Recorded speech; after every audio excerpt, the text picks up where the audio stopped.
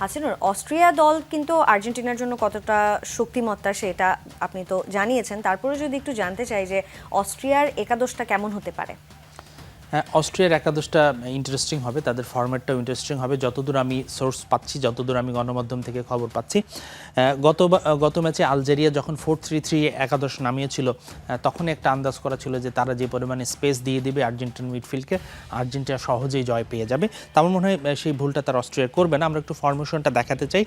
Exact আমার কাছে যে ফরমেশনটা আমি দেখাচ্ছি, আমার মনে হয় এক্স্যাক্ট এই ফরমেশনটা নাও হতে পারে, কিছুটা ভিন্ন হতে পারে।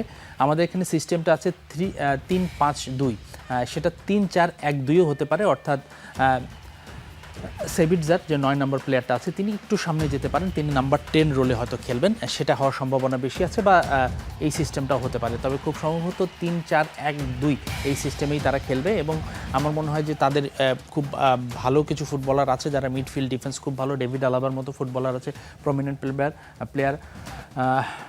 আর্নাউটোভিচ খুব নামকরা স্ট্রাইকার, ইন্টার মিলানে খেলে থাকেন, তিনি ইংলিশ প্রিমিয়ার লিগেও খেলেছেন দীর্ঘদিন। এবং এই ফরমেশনটা একটা জিনিস খেয়াল করুন, আর্জেন্টিনার কিন্তু আমরা জানি যে মেসিরা গোল করে থাকেন, তাদের স্ট্রাইকার খুব ভালো, কিন্তু আর্জেন্টিনার পারফরমেন্সের প্রাণ তাদের মিডফিল্ড, এনজো, ম্যাকালিস্টার, ডিপল, তাদেরকে থামানোর জন্য আসলে এই ফরমেশনটা তারা নিয়ে মাঠে নামবে। এবং যেই 5 জন মিডফিল্ডার নিয়ে তাদের রাখা হচ্ছে যে আর্জেন্টিনাকে স্পেস না দেয়া, সেটাই তাদের মূল টার্গেট থাকবে। তবে আর্জেন্টিনার এমন পর্যাপ্ত ফুটবলার আছে যারা এই ধরনের হাই প্রেসিং সিচুয়েশনে খেলে অভ্যস্ত, ডিপল, ম্যাকালিস্টার এবং Enzo Fernandez very much capable.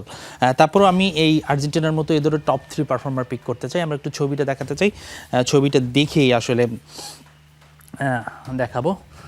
আর্নাউটোভিচ যে স্ট্রাইকারের কথা বলছিলাম, ইন্টার মিলানে খেলে থাকেন, তিনি কিন্তু খুবই ভাইটাল রোল প্লে করবেন। তিনি আগে ক্যাপ্টেনও ছিলেন, এই মুহূর্তে নেই, কিন্তু তার ক্লিনিক্যাল ফিনিশিং খুব প্রয়োজন। অস্ট্রিয়া যদি আর্জেন্টিনার বিপক্ষে একটা পজিটিভ রেজাল্ট চায়, তাদের ম্যাক্সিমাম সময় সার্ভাইভ করতে হবে, আর্জেন্টিনাকে রুখতে হবে, এবং কাউন্টার অ্যাটাকে যেই 2-1টা সুযোগ পাবে তারা যদি গোল করতে পারে, সেক্ষেত্রেই তাদের একটা পজিটিভ রেজাল্ট পাওয়ার আশা আছে।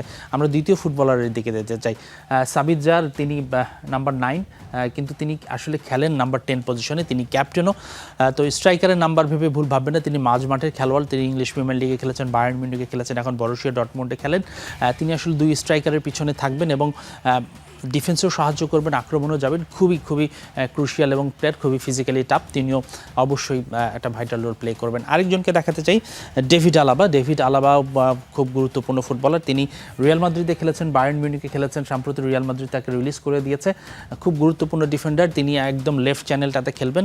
আমার মনে হয় যে লিওনেল মেসি সহ আর্জেন্টিনার আক্রমণ ভারকে আটকানোর, বিশেষ করে মেসিকে আটকানোর প্রধান দায়িত্বটা তার কাঁধেই থাকবে। তিনি এক্সপিরিয়েন্স, তার সেই সামর্থ্য আছে। আমরা ক্লাব পর্যায়ে তিনি যেহেতু রিয়াল মাদ্রিদে খেলেছেন, মেসিকে মোকাবেলা করেছেন, বায়ার্ন মিউনিখের হয়ে মেসিকে মোকাবেলা করেছেন, তো সেই জায়গা থেকে আমার মনে হয় তার ভূমিকাটাও খুবই গুরুত্বপূর্ণ হবে।